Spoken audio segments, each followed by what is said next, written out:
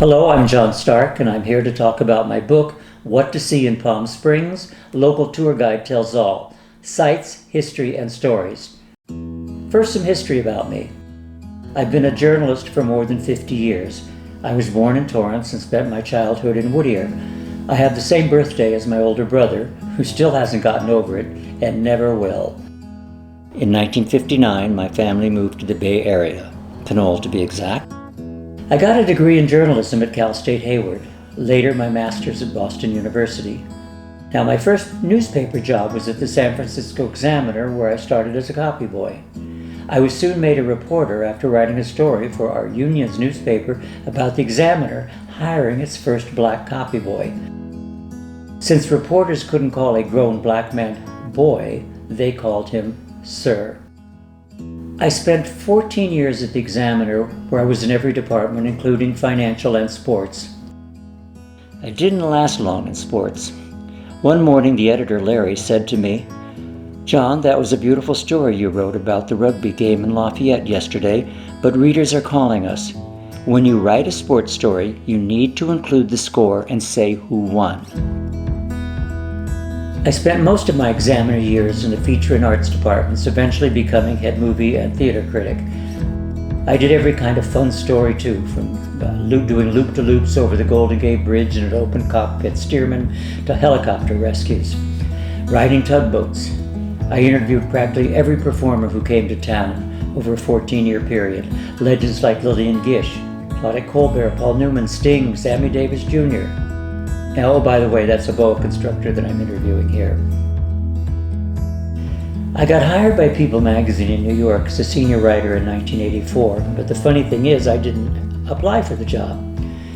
I was in New York on a movie junket. Now, junkets are where the press gets invited to interview the director of a movie and its cast for publicity.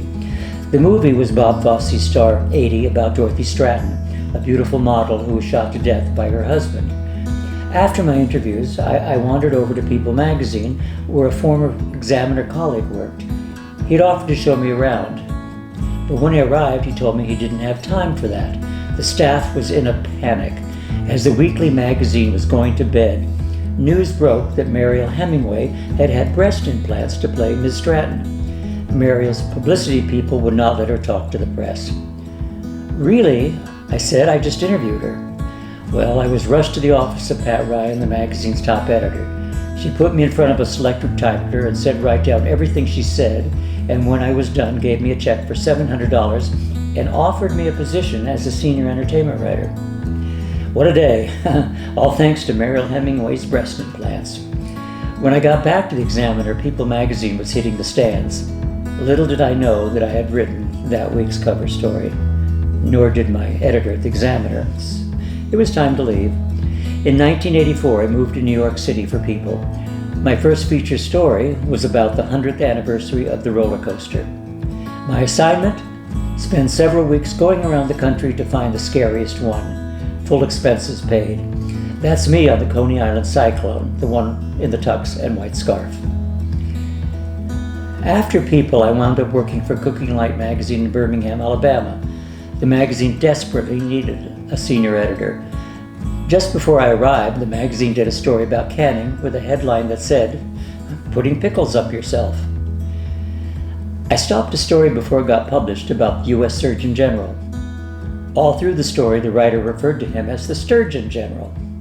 After Jane Fonda wrote a cookbook, no, really she did, I got to go to her house in Montana, where she tried out recipes on me.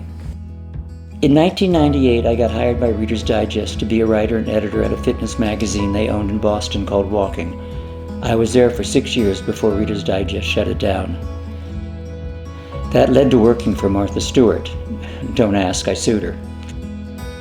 Then no work, thanks to the internet, so I sold real estate in Boston for several years. I retired here in 2018 because my roots are in Southern California, and as Bob Dylan says, you don't have to shovel sunshine.